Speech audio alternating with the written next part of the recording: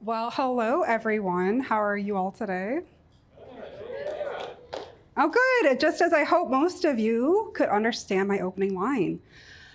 Let's hope just as many people understand my next line. Hola, animosi me entiendes? Okay, well, that was less than I was hoping for, but let's see how the next one turns out. Alito, iokpa ono? Well, that was definitely less than I hoped for. I'm sure most of you know that my opening line was in English, but raise your hand if you could recognize the second language I used. Yeah, it was Spanish. Some of you recognize Spanish when you heard it because it is the second most used language in America after English. But even though it is the second most used language in America, most of you did not know how to translate it when you heard it or respond to it if you could translate it. But perhaps it's my thick Midwest accent that caused the confusion? Who knows? 4 years of Spanish classes, and my teacher always said my pronunciation could improve. How about the last language I used? Did anyone recognize that one? Well, that last language I used was Choctaw. I'm taking a safe bet and guessing this was the first time most of you have ever heard Choctaw in your life. And in extension, this was most likely the first time you have ever heard any language indigenous to America in real life, in a real life exchange, even though we're sitting here in America, where the language originated.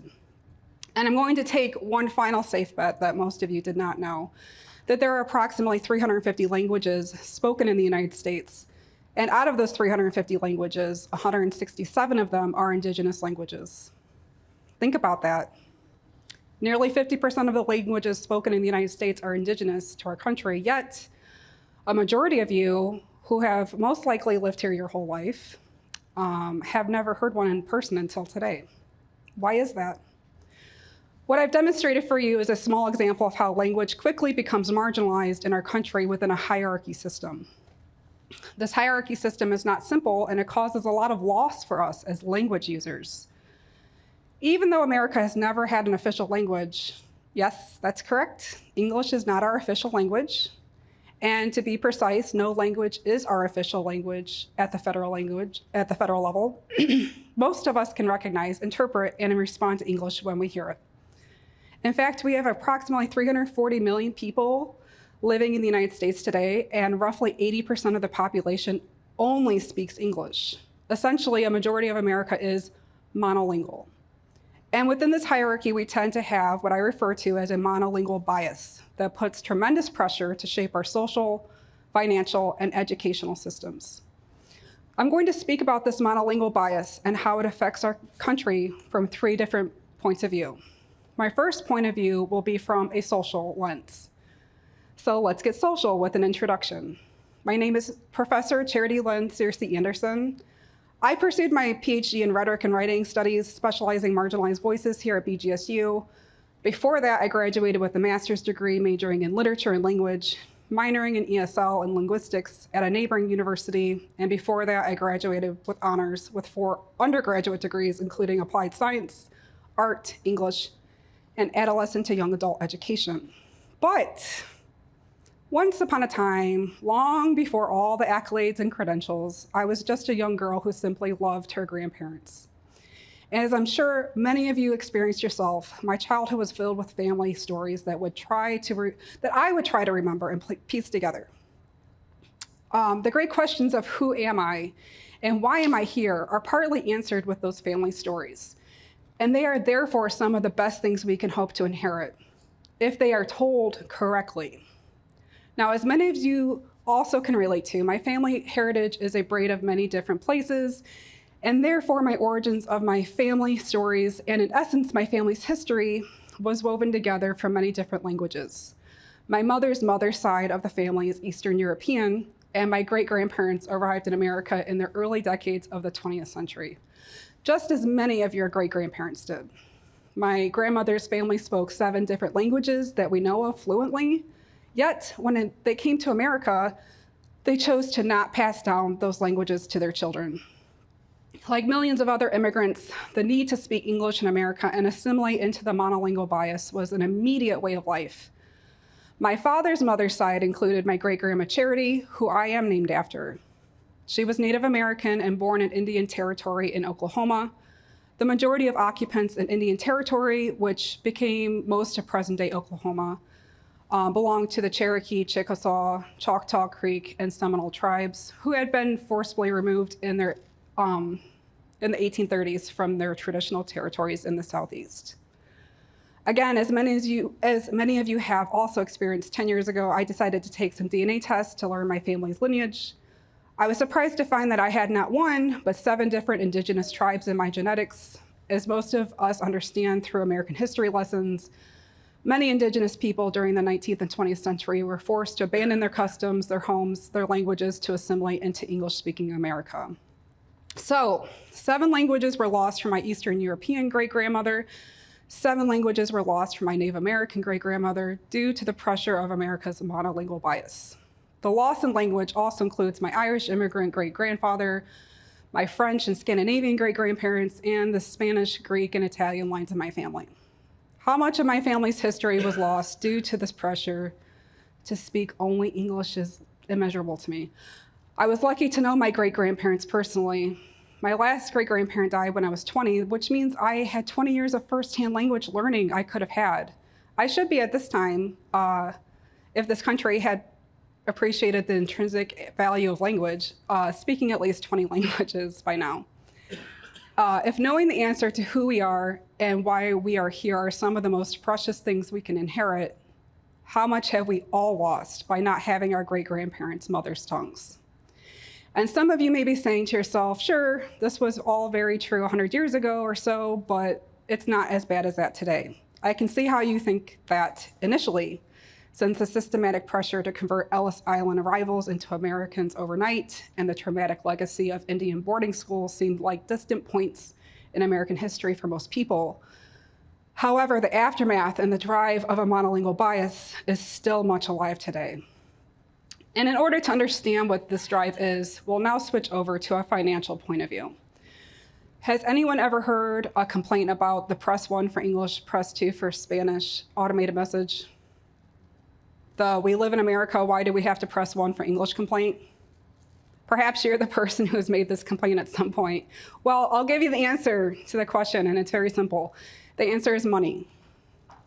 Companies are in business to make money, and the practice to normalize English and marginalize non-English languages in the United States is not found within a vacuum. Rather, it manifested from a wider national bias to support the assimilation of reachable consumers through language solidarity. Even though a vast majority of American consumers only speak English, approximately 44 million people also speak Spanish at home in the United States. That means there are 44 million potential customers for businesses to acquire if they make the simple investment of a few translators and offer the Press 2 for Spanish option for automated messages. This assimilation of reachable consumers through language solidarity is also the reason why there are no Press 3 for Mandarin or Press 4 for Tagalog options on most businesses' automated options, even though these are the 3rd and 4th most used languages in the United States. This lack of option comes from the fact that only 3.5 million people speak Chinese at home in the United States, and 1.5 million speak Filipino. Because the margin of profit potential is slimmer with these 2 lesser used languages, they are typically not seen as worthwhile investments to offer compared to the 2 much larger margins of English and sometimes Spanish. This dynamic in America is an isolated circumstance, since the majority of the world speaks 2, if not more, languages regularly. The intrinsic values of a culture and the spread of its knowledge are found within its language, and this comes without the promise of any money or trade in entertainment. But language is not valued for these universally appreciated concepts in the United States. Rather, language and the selection of its use in a society is merely based on its ability to function as a profitable tool. In a nutshell, language is degraded down to being a key to access consumers, and if it does not serve that purpose, or if it does not serve that purpose well, then it is deemed unimportant and not worthy enough to know. This is the corrosive core of the monolingual bias. This concept can be seen very readily within American schools. And to best understand this component of the monolingual bias, we're going to switch to an educational point of view. I mentioned earlier that I attained several degrees, but I'm also a licensed teacher, and I've spent over 20 years teaching at various places, including university instruction, pre-K all the way through grade 12 teaching, working as a paraprofessional, and tutoring. I'm licensed to teach language arts, and on my license, it reads Integrated Language Arts. And although other states have licenses that read communication arts, language arts, or reading and literature, we are all universally and exclusively referred to as English teachers, which is equivalent to narrowing all integrated math teachers to being referred to as addition teachers on a math scale. Of course, math teachers are not referred this way, but that is only because few political, economic, and social divisions are connected to which branch of math is being taught in a classroom. On a grand scale, any mention of other languages within language arts classes is usually done either for word origin purposes or to meet the state's multicultural education standard for the school year. And although English is not the official language of the United States, it is the only language consistently taught within all language classes, and this is consistent from kindergarten to grade 12. There are, however, innovative programs like the dual language program that were created to bypass legislation that strictly forbids teaching anything but English. Programs that promote a bilingual experience, however, are inconsistently found across the nation as a whole, and therefore cannot be considered the answer to this historic problem. Essentially, language arts room contained the monolingual bias in its most concentrated form. Prior to being a teacher, I was also a student myself in American schools, and as I mentioned before, I took 4 years of Spanish classes as a second language option. Language solidarity is also rooted in foreign language classes. Most view second languages to be optional and elective, something not truly needed in order to be successful in this country, and only useful to students who will have some specific monetary or career gain from its acquisition. Often foreign language students and teachers still hold the attitude that English is the ultimate key to all worthwhile avenues, and that any language outside of English is foreign, even though English is not recognized as the United States official language. These attitudes centered around a monolingual bias are reflected in America's embarrassingly low foreign language student enrollment and fluency, especially in comparison to other countries. An even larger indicator of the effects of the monolingual bias is the fact that schools in the United States do not consider the American indigenous peoples' languages worth teaching, nor are they even offered as a foreign language option. And state education standards also do not consider them worthy of mentioning at any level either. Some of you may be asking, who can teach indigenous languages? This response reflects the blinding effect of the monolingual bias, since their presence should at least be acknowledged on some level in language studies, especially in their place of origin, North America. Despite indigenous languages' dominance in the non-English language category, social and economic agendas do not see a profit from its use in a monolingual society. German, however, is considered a viable foreign language option in American schools, even though we do not share national borders with Germany and only 21 counties in the United States actively use German.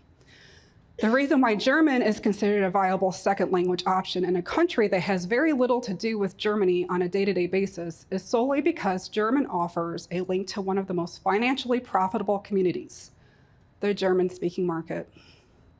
The concept of teaching Native American language is debased not because of the lack of cultural or intrinsic value it has in the very country where it was originated, nor is it debased due to the lack of language speakers. It is debased because doing so helps to streamline the utilization of languages used by international business perspectives, which further illustrates that the United States is only interested in integrating languages beyond English when that very integration offers opportunities involving monetary profit. And for ESL students, pressure is placed upon them to leave their primary language behind altogether to adopt the more seemingly superior language, American English. Socially construed pressure creates the message that these students need to learn English to have any measure of success in the United States.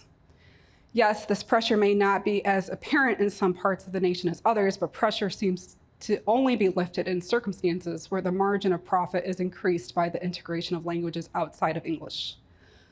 Permanent solutions to resolve the afflictions called by the monolingual bias in ESL programs would take a massive amount of social, cultural, economic, and legislative change. It is these students I feel the most for. They are often removed from classes to another room for their ESL lessons, which makes them seem like others by their peers. There's often little collaboration between the mainstream teacher and the ESL teacher, resulting in assumptions about the student's progress and outcomes. There's often a sense of the student being the ESL teacher's responsibility rather than a group effort in learning.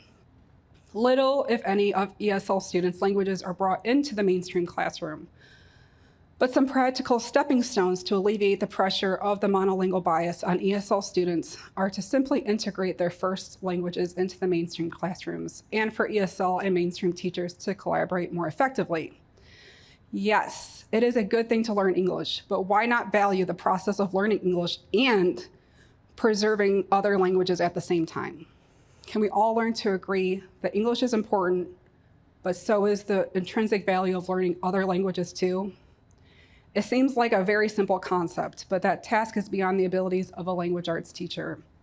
But what is not beyond my ability are the points I brought up today. Reflect upon it, think about it, talk about it, get the conversation going, and see where the power of language can take us. Thank you.